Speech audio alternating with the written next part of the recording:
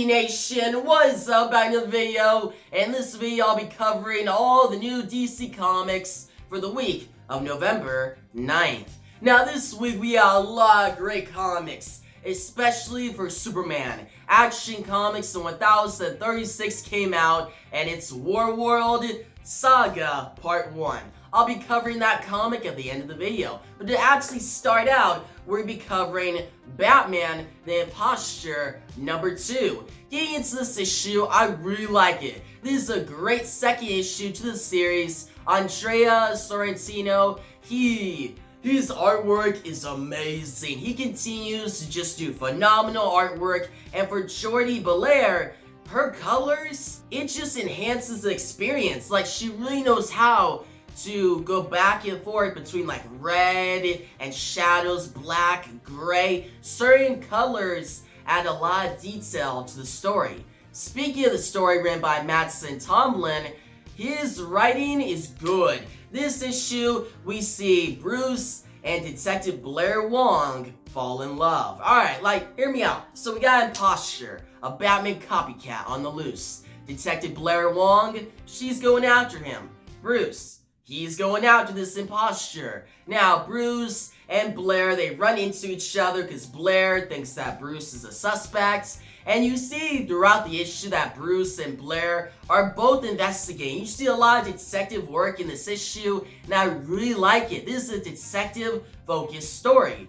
But what happens here is an unexpected twist. I thought that just Blair Wong, she would investigate Bruce, and that'd be it. And then Bruce would have to hide a couple things. No, they literally fall in love. Like, you get one big double-page spread that is drawn so well. It shows them just kissing in the rain. You see like a big bat behind them.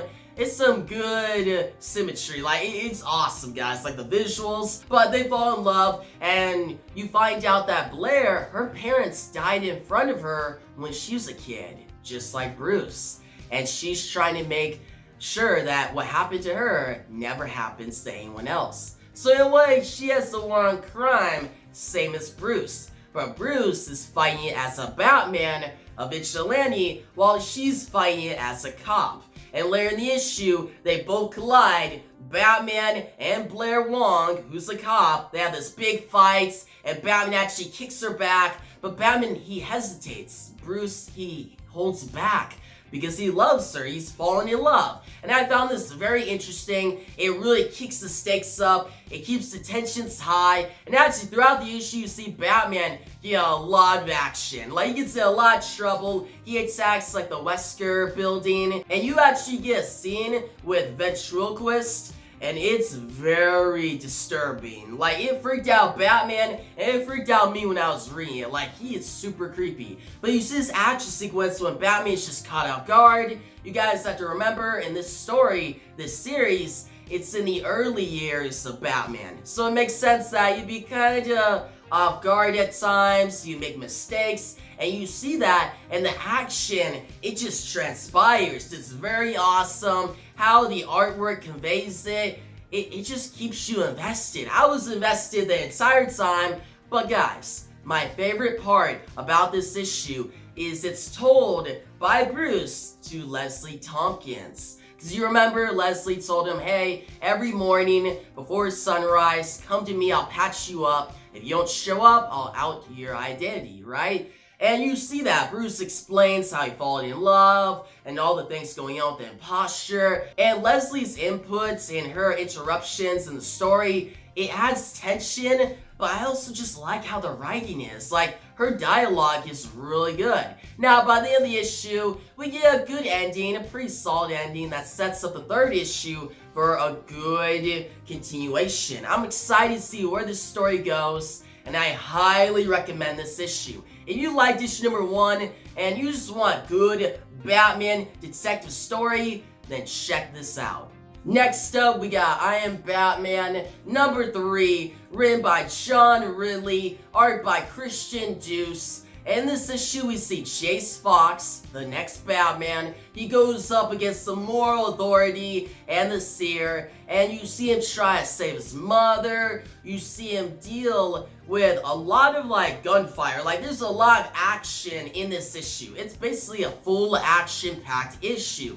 And by the end, we get some background on who's the seer, what's going on with the magistrates. And it's kind of interesting, but I'm honestly losing some interest. This issue is just alright. I like the action, that was cool. Seeing Jace use the scrimmage sticks as he fights back is cool. And the ending was kind of intriguing, but I'm not invested. So John really needs to up his game and get this story going.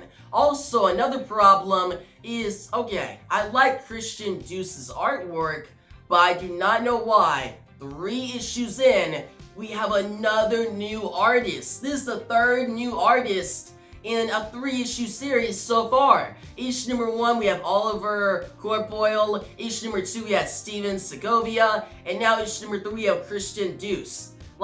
I want consistency, consistent artists for at least an arc, a storyline, so when you read it fully, it doesn't feel jarring, oh, I'm liking the story, wait, what happened here? The art shifted a lot, that's not good. And if it keeps it up with the series, we get a new artist each issue, it's gonna really ruin the pace, and it's gonna make the reading experience kinda hard, it'll dock it for me a little bit. So yeah, this series, it started out great, but it's kind of going downhill. I hope John really ups his game next issue, and hopefully we get one of the 3 artists we've had so far. We better not get another new artist next issue. If we get that, I may drop the title. But yeah guys, that's I Am Batman number 3. I recommend it if you like the previous issues, but if you're not interested in Jace Fox Batman, this won't get you interested at all. Next up, we got Batman Urban Legends number 9, and in this issue, we got 4 different stories. First up, we got Batwoman, which this story concludes the one from last issue. We see Kate, she teams up with Alice to fight off against the threats. We get a deep dive into Alice's character, and it kind of comes to a good ending. Now, the story itself, I didn't really care for. There's some good action and some good moments at the end, but overall, it's skippable. Now, next up, we got a Tweedledee and Tweedledum story, and here we see D, he's trying to, actually no, we see Dumb, he's trying to save D, because D is dying or something like that.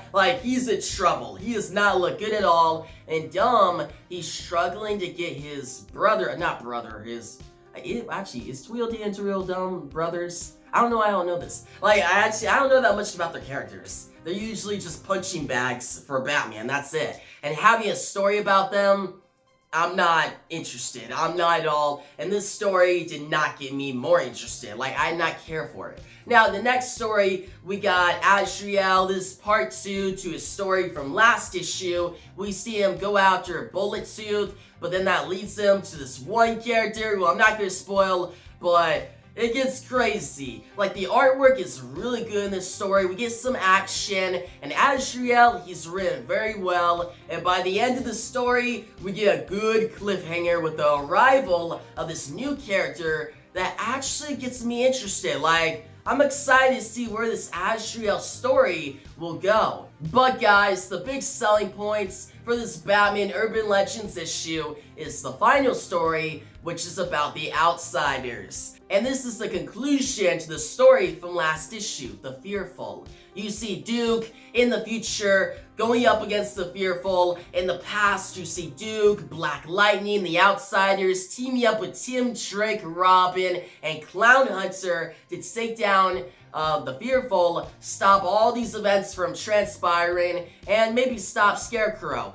We get a lot of action, a lot of high stakes, good dialogue, and I really enjoy this story. This is one of the best Outsider storylines I've read in a while.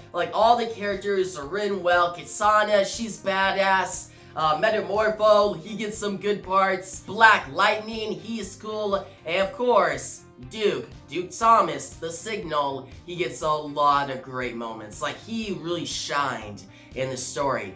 And at the end of the story, we get an awesome splash image that gave me chills. When I finished reading it, I was like, man, that's dope. That's freaking awesome. And yeah, I'm gonna say I highly recommend this Batman Urban Legends comic just for the story. The other stories range from I don't care at all to decent, but this Outsider storyline, it's awesome. Next up, we got Future State Gotham, number 7, and this is the conclusion to the opening storyline of the series. We see Jason Todd, aka Peacekeeper Red, aka Red Hood, finish his fight against Warmonger. He actually takes down Warmonger pretty easily. Like, Warmonger, as the villain, he started out cool, but he ended up just being underwhelming. But we also see Chase Fox Batman. He gets help from the other Bat family members. He saves them.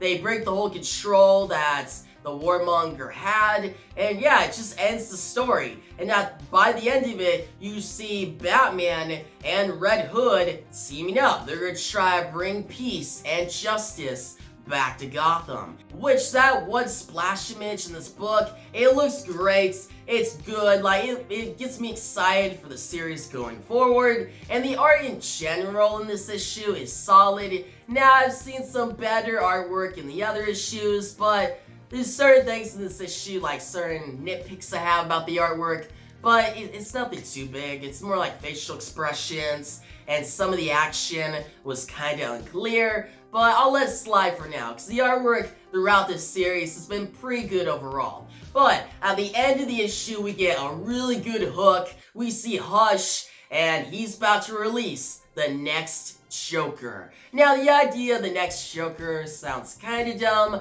but the fact that Hush is gonna release him and Hush will be involved in the next storyline actually gets me hyped. And guys, guess what? Next issue will not be written by Joshua Williamson. It'll be written by an all-new writer, which that writer has been kinda co-writing the series so far, so I guess I can have some hope in that. But Joshua Williamson has really been carrying this book. Like, his writing is good, even if the story itself isn't too big. So I'm kind of worried that with him gone next issue, will the series still have its good quality? Now, the series itself and this issue, it's not amazing work. It's not like, oh, this is the best. No writer can top this. No, it's just a decent comic book. But I hope it continues to be that, or maybe becomes better in the next issue. So yeah, guys, you've been reading this series, then I recommend you check out this issue. It's the conclusion to this first storyline. And yeah, check it out. If you haven't been reading the series, then don't check it out. Like, I don't know why you jump in at the end of a storyline. Like, go read the first issue. Next up, we got Joker, number 9, written by James Tynion IV. And we actually have a different artist in this book, not Gillian March. And the artwork I actually really like in this issue. It fits. Like, you get a lot of horrifying reveals in this issue. You find out that this one doctor, I think, no, he's a mad scientist or something like that. He's been making clones of the Joker. He's been trying to make clones of different Batman villains, bringing a new era for Gotham. And that idea is actually pretty interesting. I like it. But the visuals of all these different clones of like scary Joker clones, the visuals are done well. The art really sells the moment. But okay, backtrack a little bit. We see Gordon and Vengeance, aka Lady Bane. They make it to this island. They confront Joker and this mad scientist. Vengeance, she gets put to the ground. Like, she's out for most of the issue. You see Gordon just finding out about this mad scientist's plans, while Joker, he's kind of just in the background. Like, guys, this series is not a Joker series. It's a Gordon series. And to this point, I've been kind of like, okay, Joker still has good moments, and he's written well, but in this issue, he's kind of written out of character at moments. I'm wondering, like, why is he just laughing and just standing around? Why is he not trying to kill this mad scientist? Why is he not trying to actually take advantage of the situation like he usually do. It just feels like he's being used as a plot device, and I don't like that. But for Gordon's whole story is very interesting. He's thinking about killing the Joker, but he doesn't know if he should go through with it. And at the end of the issue, you see surprise characters show up, and Gordon, he gets shot. It's a good moment. It actually raises the stakes. It actually gets me more invested in the comic. Up to that point, I like the visuals. I like the interesting idea of different clones of Batman rogues, but it wasn't a great issue yet. But then this happened, and I was like, oh, Gordon just got shot. He calls Barbara, and then we get another reveal at the end of the issue that there is actually a clone of James Gordon Jr. That actually gets me very intrigued. I'm wondering where James Tynion will take that. It could lead to something very interesting, or it could ruin the series. So, we'll see. But overall, this issue, it's solid. Like, it maintains the quality of the series. This series has kind of just been decent. Nothing great, but nothing bad. Like, if you want a Joker comic, this ain't it. But if you want a Gordon comic that goes into his past, you see him questioning his morality, if he should kill the Joker, he's going on a very interesting adventure, then I recommend this comic. But guys, next up we got Robin and Batman #1, written by Jeff Lemire, however you pronounce that last name. But this first issue is really well done. First off, the artwork is amazing. Like, it fits the tone. You get a lot of good double page spreads, and the facial expressions, the stylistic approach to the comic, I like it. Now, the writing is also really good. The story itself, you see Dick Grayson in his early years. He's trying to train as Robin. He's trying to prove to Batman that he could be his partner. But Batman doesn't really see it. You see Batman kind of be a jerk most of the time, but by the end of the issue, he actually kind of comes around. But Dick doesn't accept it. And you see Dick, he gets in trouble with Killer Croc. Like, when Killer Croc shows up, Waylon, I got excited because he has a cool entrance. And at the end of the issue, you see that there may be a connection between Waylon and the circus. Yep, the circus where Dick's parents died. So, this series may go into a connection between Dick Grayson, the first Robin, and Killer Croc, which I really like. It went from, okay, a Batman and Robin comic that we kind of seen many times, even if the writing is really good. Like, Jeff Lemire, he does a great job. The interactions between Dick and Batman, Dick and Alfred, they're really good, but I think this connection between Killer Croc and Dick will take the series to the next level, maybe make it a masterpiece. Next up, we got Justice League, The Last Ride, #7.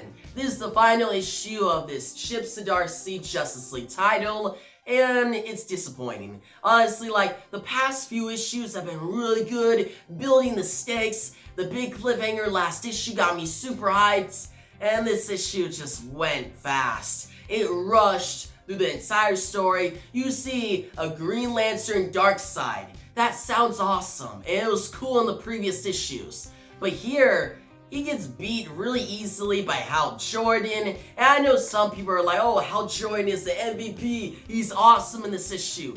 Me, I read the issue, I was like, okay, that's kind of a cool moment, but when I thought about it, I'm like, really? Darkseid gets taken out like that? Like, I know he'll come back because how he grows back and just the anti-life equation and all that, but how he gets taken out at the end of the series sucks. And we do get a cool moment between Martian Manhunter and John Stewart in this image that I really liked. That was pretty dope. But the rest of the issue, all the conflicts and the villains, they just wrap up. Like, the villains get beat easily. The heroes, all their conflicts together that they've been having all series, they take a shift really quickly and they just trust each other all of a sudden. Like Batman, Superman, Wonder Woman, they trust each other like that all of a sudden. Like, the past two issues, Superman's been against Batman.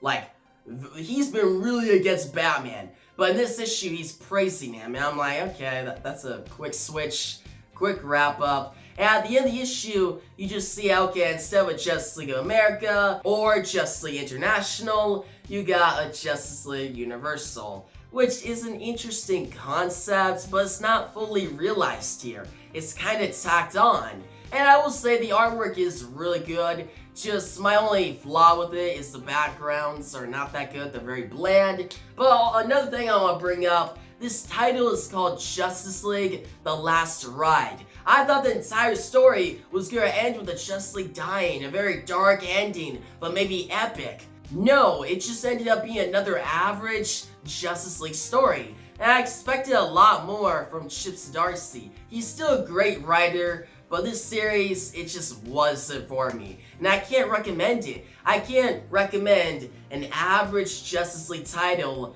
when there's so many of those nowadays. Like, there's so many Justice League stories now that are just, okay, you got a villain, they fight, you get some action, a couple good dialogue, a couple cool moments, but overall, unfortunately, it's just a waste of time. Now, next up, we got Titans United #3, and this issue is just fun. It's decent, it's nothing big, nothing amazing, it's just a good comic. You see a lot of Red Hood, good interactions between the Titans, a lot of funny dialogue. Red Hood, he's written well here, I really like him. We also see Lady Vic, good action, a lot of fight sequences, and we also see Connor being imprisoned by Blackfire. Blackfire really makes her presence known, and it's kind of hinted at that she'll be the main villain of this mini-series. And I like that. Like, this Blackfire, I like. Her dialogue, how she acts, it's great. And I'm excited to see where this series goes. But I will say, if you're expecting the series to be really great, don't go into it like that, like you'll be disappointed. Just go in like, okay, this is just be a fun story, nothing big, I'll just enjoy it for what it is. So yeah guys, if you read the previous issues and you like them, I recommend this one. Now next up guys, we got my favorite comic book of the week, which is Action Comics number 1036. This is Warworld Saga Part 1. Written by Philip K.D. Johnson, art by Daniel Sanfrey. Guys, the artwork is amazing. It really makes Superman larger than life, and he embodies hope.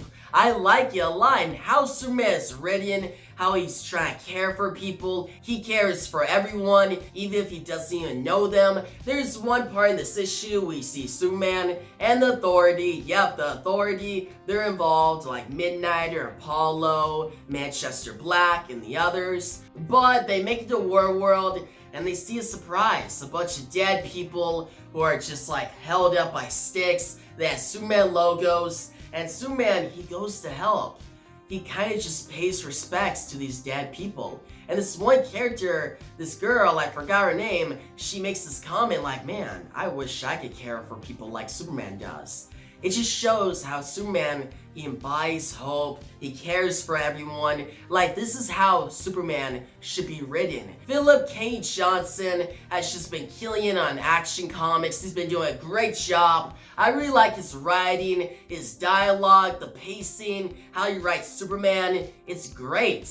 And at the end of the issue, the stakes start to rise. Like, we get some action, some reveals, and we see Superman, he's in a bad place. He's growing older, he may die, Mongol shows up at the end, ready to fight, and you see next, Reckoning. I'm excited for the next issue. This Warworld saga has been built up, and so far it's delivering. This first part is amazing. I highly recommend it. If you like Warworld and Mongol, and if you just like a good Superman story, then I highly recommend this. Like, you guys gotta check out this comic. Now guys, that's gonna wrap up all the new comic books for this week, but don't leave yet. It's time for a back haul pull. The back haul pull for this week is gonna be the death of Superman. Yeah guys, this famous story, probably one of the most famous stories of all time, written by Dan Jurgens, and yeah, this comic is amazing. Now, the reason I chose this is actually an old edition, like really old, but the reason I chose this is because this whole Warworld saga going on right now, a lot of fans are worried that Philip Kane Johnson is gonna kill Superman, and Jonathan will take up the mantle for a while, and our Superman won't be in comics. A lot of fans are worried about that, but Philip Kane Johnson actually responded to this, saying that he doesn't plan on ruining Superman. He's not gonna kill Superman. He promises it's gonna be an epic story that's gonna push Superman to his limits, and it'll be one of the best Superman stories in a while. And I believe him. Like, the first part was amazing. So I believe that Philip Kane Johnson has it covered. The fans should be worried. I'm not worried. But the fact that the death of Superman got brought up and fans are thinking they're doing it all over again, let's take a look at the original Death of Superman events. In this comic, you see Doomsday. He comes to Earth. He's wreaking havoc. Superman, he fights back. You get a lot of action. This entire story is just non-stop action. And Superman, he fights Doomsday to the death. Both of them are taken out, and Superman dies. You get that epic double-page spread of Lois holding Superman's dead body as Jimmy Olsen is taking the picture right behind them. And that's how Superman died. It's a great story, written very well. The artwork is very epic, bombastic, and I like it. This is one of my favorite stories of all time. Now, how DC addressed it afterwards, just bringing back Superman 1 year later, that doesn't help the story because it defeats the purpose, but I still think it's a well-written story. Like, you should still read it. Like, if you find this at your local comic shop, you should get it, because not only is it a good story, but it's one of the most famous stories in all of comic books. It's the most well-known Superman story, I'll say that. But yeah, I really like the story. It's cool. This book, like, man, the artwork in this, awesome. So yeah, that's the back haul pull for this week, and that's actually gonna wrap up this video. If you guys liked the video, give it a big thumbs up. New channel, make sure to subscribe, hit the notification bell so you don't miss out on my next video on DC Comics. I'll be doing another new comic book review video in a week or so. Stay tuned for that. But for now, tell me your thoughts on all the new comic books that came out this past week, and tell me your thoughts on the Death of Superman story. But yeah, thanks for watching, and peace out.